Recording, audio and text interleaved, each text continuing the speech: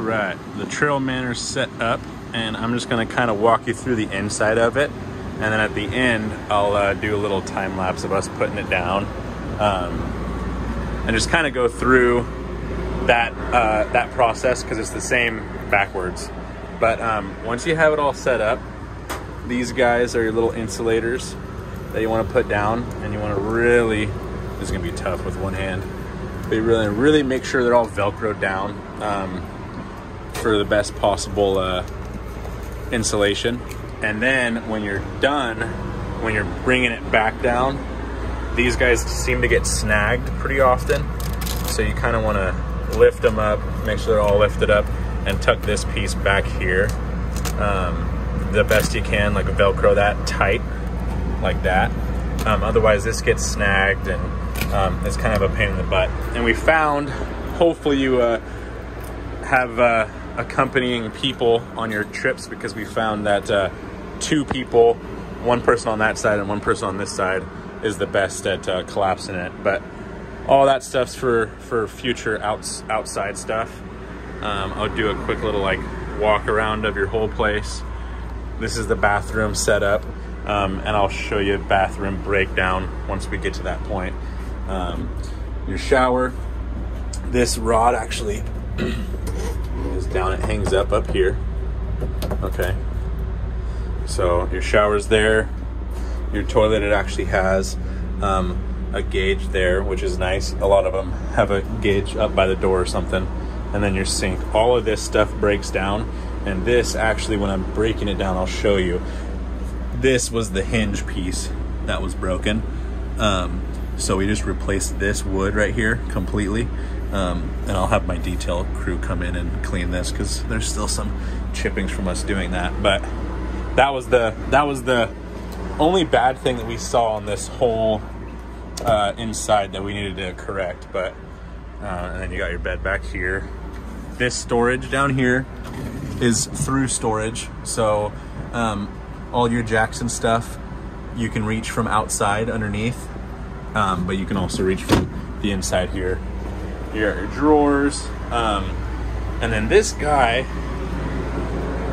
we have placed up here, and then we've also placed it over there. It kind of works either way. We don't really know where it goes, but you break it down for storage. You're gonna flip it over on its side there and tuck it in. But as far as the working stuff goes, I got the AC on, as you can see, or you can hear rather. That's just these knobs here. This is matching up with this is where you're gonna go. So low cool, high fan, low fan, and then off. But I'm gonna turn it back on because it's a little hot outside. And then obviously this is your gauge, but it's gonna link up to this on the temperature. And then this is opening or closing the side fans. And there's one on that side as well. Moving over to the fridge. There's a lot here, but it's all pretty simple. The on-off button is right here. Right now, we're just got done gas checking it, so we have it on propane, but you can flip it over to auto. And when it's on auto with this third button, what that does is on AC instead of DC, unless you end up getting an inverter or something rather. But auto will instantly turn it over to your battery, or if you're plugged in, okay? You're gonna have to be plugged in unless you get some sort of deep cycle battery or something like that. But when you're plugged in and on auto, it's gonna run on that. If for some reason this light comes on, that's your check engine light or your check fridge light, it'll automatically switch over to gas if you have propane when you have it on auto, which is super nice. If for some reason you get unplugged or you run out of juice, it'll switch over to propane, so your food in here won't go bad. And then obviously you got your gauge here on it where you want it, temperature wise. And then inside the fridge, pretty standard, little mini fridge. Your freezer spots up here, and then the rest of the fridge down there. But I'm gonna put it back over to gas, let it run through all the propane, and then we'll fill it up before we get there. This sink, all this stuff comes down this will unscrew just to kind of get it out of your way when you collapse it all. And then down here, you got your fridge fan, your water heater, and water pump here. And this guy right here is where you see what your tank levels are at. So your battery, and then it pops up full. That means your battery juice is all the way up. Your fresh water is at 1/3, is what it shows right there. But 2/3, obviously, all the way up is gonna be full. And then your waste tank's gonna be your gray-black tanks. And right now they're empty. Another thermostat for your heater. And I think that's everything on the inside, at least functionality wise. This right down here, if I can squeeze down here, is gonna be your breaker box. So this just has all your fuses for everything. And then if something trips or whatnot, this is where you're gonna flick it back, just like how it is at your house, just a little bit smaller. On this side, obviously your range.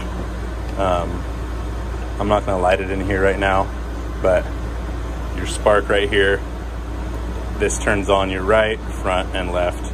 And then this is your pilot light for in here. There's a lot of good videos online of these Suburbans, because down here is where your pilot is. I don't know if you can see that, but you wanna push this guy in and then light down there with some sort of lighter. I would suggest a long lighter, but when that's on, you come down here and light this piece, and that's when it'll crank on, and then you adjust this to what level you want it on. But at least the top part is pretty self-explanatory. And then up here are just your vents and your lights. But this guy is actually a fantastic fan, so when you open it up, if you're trying to let heat get out or whatever, or if you're cooking, this guy has a fan. These other two do not. But that's, what was that? AC controls from all the AC. Yeah. Yep, got the AC. And that's pretty much all the stuff on the inside. Functionality wise, obviously these windows open, but I think you know how to do that. But now I'll kind of cut the video and get to the breakdown and setup process. So on the inside first, when you're breaking down, this was that cabinet above your stove top. Take it down here. This guy obviously folds off, but I'm gonna show you kind of using Rob as a tool here, where we've been at least placing the cabinets when they break down, because you want everything lower than this level, because it's all going to collapse.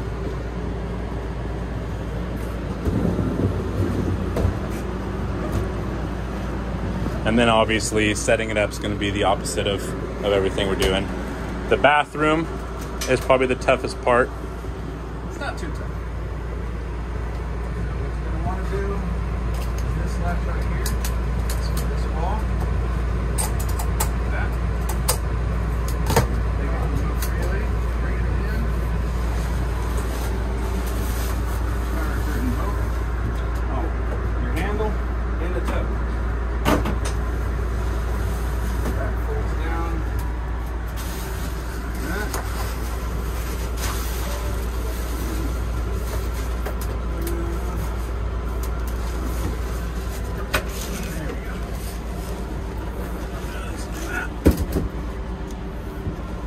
This guy can get closed, and then this whole wall, if you pay attention, shimmies out, and then you can drop it down.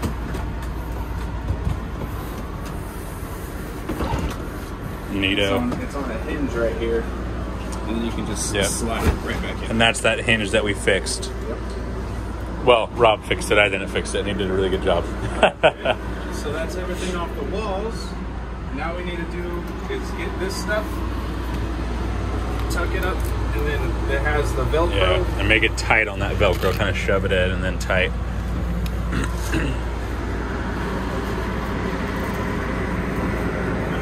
And it's on both sides. This stuff's gonna have to come up, otherwise you're gonna have a pain in the butt of a time trying to get.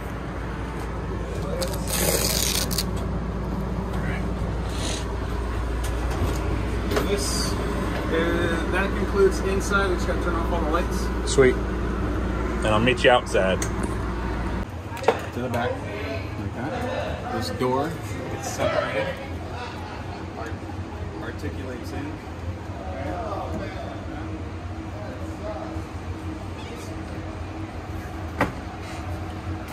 There you go.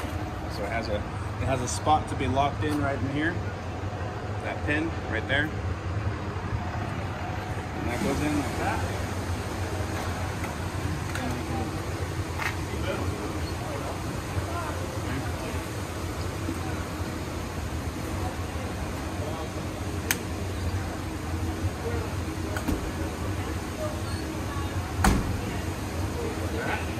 Okay.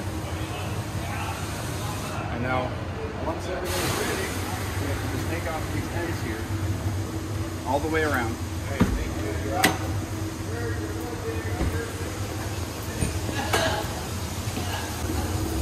And then these guys can get pushed.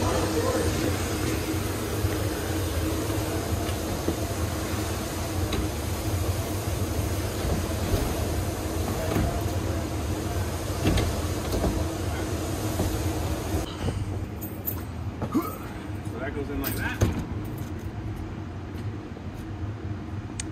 All right. And then we do the tag team push in. Now we do the tag team push in. Okay. As long as these those dividers that were inside the curtain here don't get caught in the way, it should be okay. Okay.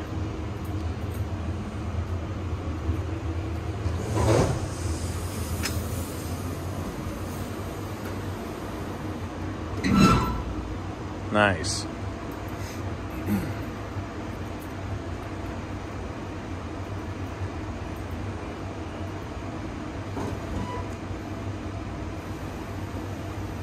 So you can do it pretty easily with just one.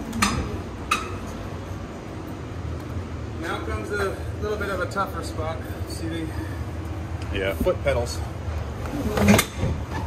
What that does is you just wait until that clicks in. Okay. There's two handles, one on the inside, one on the outside.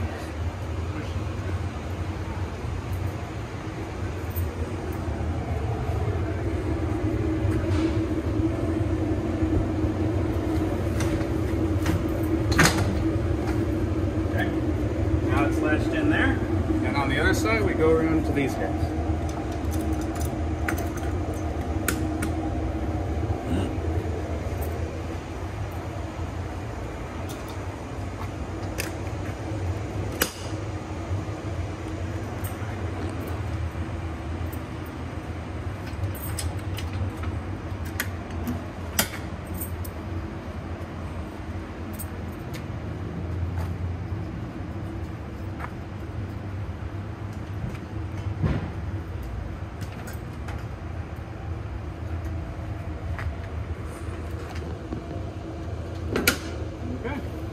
And now she's stowed. Sweet. And then the only other couple things is obviously the stabilizer jacks are down and the stairs are up that you can fold in. But stabilizer jacks, you have that crank, but what I suggest is just getting a power tool and an adapter for that. And that's what we do. We just gun it up and gun it down. It's super simple. All right, so I'd rather make us look bad than leave you hanging. We put this all away with the stairs down, and you're gonna have to have it completely up. So this is the latch to get it back up. You're pretty much doing the exact same process. Pop this one back up and it comes up with ease. And then he's unlatching this so we can pop it up as well. You're unlatched on my side. Okay, thank you. And that's how it pops up. But yeah, if your stairs aren't put away before you start that process, you're gonna have to restart. Little stuff, obviously your propane tanks, you saw them turn them off. Your battery. Now this guy right here is your battery switch. So if you're unplugged, if you're stowed away and you're gonna be parking it for winter or whatnot, flick that off, and then nothing's going to pull from your battery. Even if everything's off, there's still a slight pull. But remember to flick that back on before you go camping. When you're plugged in, it'll charge the battery if you're plugged in. Yeah. So turn that on when you're plugged in a 7-way on your pickup, and it'll kind of charge it up. But otherwise, if you have it stored, if you're not using it at all, turn that thing off. Yep, that's your trail manor.